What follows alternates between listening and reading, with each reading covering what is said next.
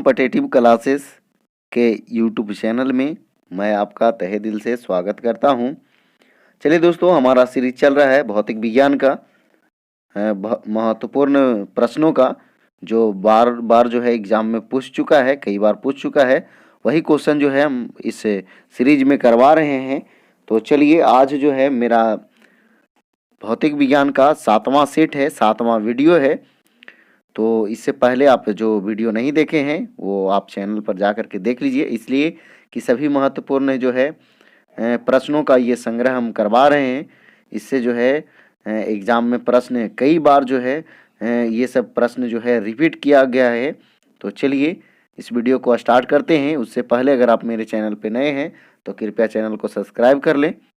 चलिए आगे बढ़ते हैं, क्वेश्चन को स्टार्ट करते हैं इस वीडियो को, और थोड़ा सा वेट करके हम आंसर बताएंगे। इसलिए जो है आप अपना स्कोरिंग जरूर बताइएगा लास्ट में कि 10 क्वेश्चन में कितना क्वेश्चन आपका सही हुआ। ठीक है, तो देखिएगा, पहला क्वेश्चन है, शून्य में स्वतंत्र रूप से गिरने वाली वस्तुओं का मतलब क्या होता है। जब शून्य में स्वतंत्र रूप से गिरने वाली वस्तु जो होता है उसका जो है क्या होता है, तो ये आपको बताना है। ठीक है, तो चलिए आप ऑप्शन इसमें चयन करें। समान गति होती है, समान वेग होती है, समान त्वरण होती है, या समान बल होता है। तो देखिए, इसका जो है क्वेश्चन नंबर 1 का जो है आंसर जो है आपका सी होगा। ठीक है, समान त्वरण होता है, समान त्वरण होता है। यानी शून्य में, यानी शून्य कहे तो माध्यम नहीं हो, है ना, निर्वात कह सकते हैं। निर्वात में स्वतंत्र रूप से गिरने वाली वस्तुओं का जो है त्वरण जो होता है वो समान होता है। ठीक है, आगे बढ़ते हैं अगले क्वेश्चन की ओर। अगला क्वेश्चन है, आवेग माप है। तो आवेग माप है किसका, तो ये आपको बताना है, द्रव्यमान का, गति की मात्रा का, या वेग का, या संवेग में परिवर्तन का। तो चलिए इसका आंसर जो है, आप अगर दिल्ली लगाए हैं तो बिल्कुल आपका सही है। यानी आवेग जो है माप है तो संवेग में परिवर्तन का, संवेग में परिवर्तन का। ठीक है, जैसे देखिए, आप प्रश्न जानते होंगे, संवेग में परिवर्तन की दर को बल कहते हैं, जबकि संवेग में परिवर्तन को आवेग कहते हैं। ठीक है, चलिए आगे बढ़ते हैं अगले क्वेश्चन की ओर। अगला क्वेश्चन है, एक जेट इंजन किस सिद्धांत पर कार्य करता है। एक जेट इंजन जो है वो किस सिद्धांत पर कार्य करता है, तो आप इसका आंसर लगाएं। वस्तु का संरक्षण, शक्ति का संरक्षण, कोणीय आघूर्ण का संरक्षण, या रैखिक संवेग संरक्षण।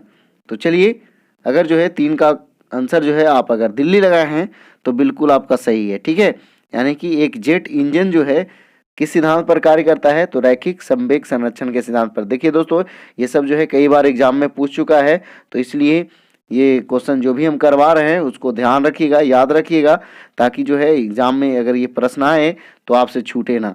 चलिए आगे बढ़ते हैं अगले क्वेश्चन की ओर। अगला क्वेश्चन है, एक लड़की झूले में बैठकर या झूले पर बैठकर झूला झूल रही है। यदि लड़की एकाएक खड़ी हो जाए तो उसका दोलन काल, ठीक है, दोलन काल क्या होगा। ऑप्शन ए में है, कम हो जाएगा, बढ़ जाएगा, परिवर्तित रहेगा, या दोलन रुक जाएंगे।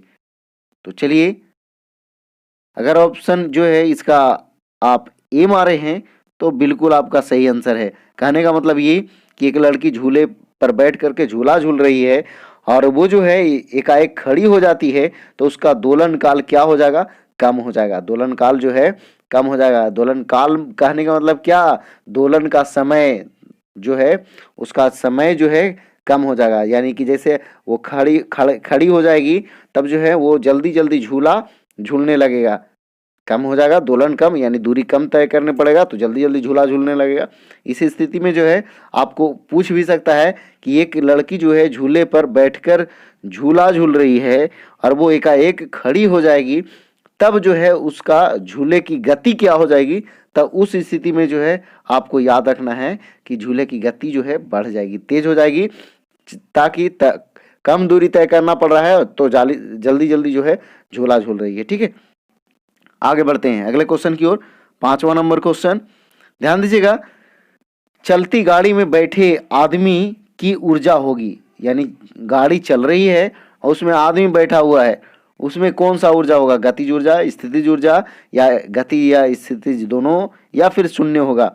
तो चलिए 5 नंबर का अगर आप जो है आंसर सी लगाए हैं तो बिल्कुल आपका सही आंसर है। देखिए याद रखना है कि ऊंचाई पर हो और गति में हो तब जो है उसमें दोनों ऊर्जा होता है। जैसे ऊंचाई के मतलब क्या कि गाड़ी है तो जमीन से ऊंचा है, धरती से ऊंचा पर है, और उस पर जो है वो गति में है, यानी कि गाड़ी जो है गति में है, तो इसलिए जो है इस स्थिति में दोनों ऊर्जा होगा। जैसे आपको क्वेश्चन कह देगा कि पहाड़ पर बैठे व्यक्ति, तो बैठे व्यक्ति तो स्थितिज ऊर्जा, और पहाड़ पर दौड़ता हुआ बच्चा तो उसमें जो है दोनों ऊर्जा, ठीक है, गतिज और स्थितिज दोनों। आगे बढ़ते हैं 6ठा नंबर क्वेश्चन की ओर। वेंचुरी मीटर से क्या मापते हैं? वेंचुरी मीटर से क्या मापते हैं? तो पहला ऑप्शन है द्रवों का चाल, द्रवों का प्रवाह, द्रव का तापमान, या द्रव का त्वरण। तो चलिए इसका जो है आंसर आप लगा चुके होंगे। तो चलिए अगर जो है इसका आंसर आप बिहार मारे हैं तो बिल्कुल सही है। कहने का मतलब ये कि वेंचुरी मीटर से क्या मापा जाता है? तो द्रव का प्रवाह, द्रव का प्रवाह मापा जाता है वेंचुरी मीटर से। चलिए आगे बढ़ते हैं अगले क्वेश्चन की ओर। ध्यान दीजिएगा, न्यूटन प्रति किलोग्राम मात्रक है। न्यूटन प्रति किलोग्राम जो है मात्रक है, तो ये किसका मात्रक है? तो आप बताइए, त्वरण, बल का, या फिर क्षमता का, या ऊर्जा का। तो चलिए इसका आंसर जो है आप ए लगाए हैं तो बिल्कुल आपका सही आंसर है, यानी क्वेश्चन नंबर 7 का आंसर जो है आपका ए आएगा। आप न्यूटन के मतलब बल कह सकते हैं, बल बटा जो है आपका किलोग्राम, किलोग्राम का मतलब द्रव्यमान, तो आप बल बराबर जो है आप लिख सकते हैं एफ बराबर एम ए, यानी द्रव्यमान इंटू त्वरण, और बटा नीचे में द्रव्यमान है तो द्रव्यमान से द्रव्यमान कट जाएगा तो बिल्कुल जो है आपका त्वरण बचेगा, ठीक है।